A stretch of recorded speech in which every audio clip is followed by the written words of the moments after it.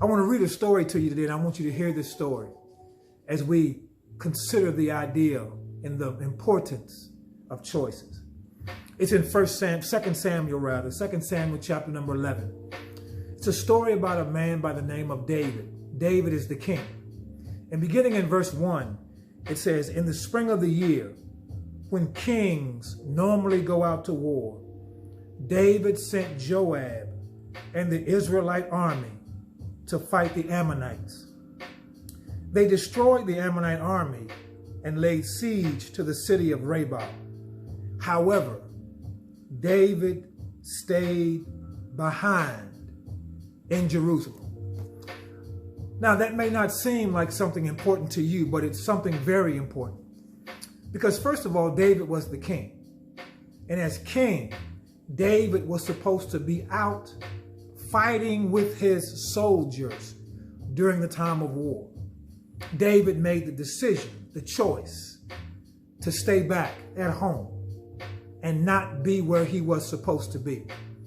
As a result of that, the story goes on to say that one day David was up on his roof looking out down into what you want to call the courtyard area. And there he saw a woman bathing, and she was naked.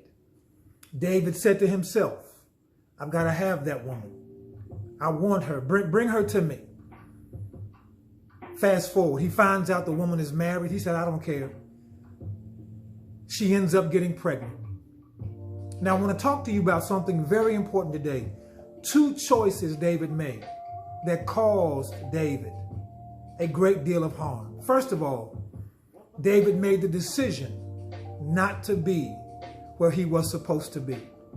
And whenever you are not where you are supposed to be, you end up doing something you're not supposed to be doing. Whether it's emotionally, whether it's relationally, whether it's spiritually, whether it's mentally, whenever you are not where you are supposed to be, you open yourself up to doing something. You become vulnerable to the temptation to do something that you should not be doing. Not only did David choose to be out of place, out of position, but David also chose to ignore boundaries.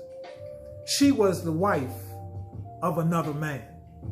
He knew she was the wife of another man, but yet and still, that was no problem to him. And whenever you fail to have boundaries in your life, you've got to make up in your mind and tell yourself, there's some things I will not do. You've got to be able to make a list and say, there's some things I will not do to mess up my name, to mess up my character, to mess up my family's name. There's some things I will not do. David did not have boundaries. And because he did not have boundaries, the child that she ended up becoming pregnant with, the child dies. Not only does the child die, but then David's family, later on down the storyline, his family is now full of trauma and drama. All because David refused to live with some boundaries. My young people, my Gen Zers, my movers and shakers, my next generation of leaders, of scientists, of doctors, of professionals, of corporate executives, my young people, in this stage of your life, where you are right now, you've got to make some very important decisions right now where you are. First of all, you've got to make up in your mind to discipline yourself at an early age to be where you're supposed to be.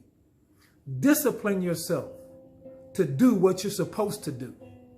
Discipline yourself to restrain from doing the things you know you shouldn't do. And then secondly, you've got to be able to establish in your life now some boundaries. You've got to be able to set in your life right now some things that you will not do, no matter what pressure you might feel. You've got to draw some lines in your own life and have some boundaries.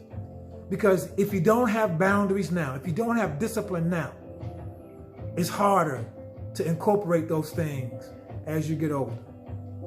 So as you begin to maneuver through the days of your young life, navigating all that's going on, hear your pastor tell you, number one, incorporate some discipline in your life. Be where you are supposed to be, mentally, spiritually, relationally.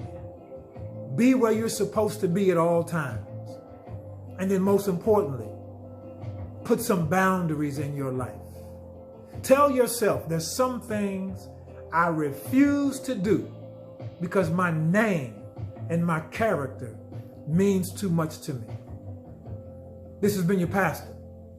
You be encouraged. You be inspired. You be uplifted and you be enlightened because God wants to do something wonderful in your days. But you're going to have to make some choices to live with discipline and live with some boundaries. Until next time, peace.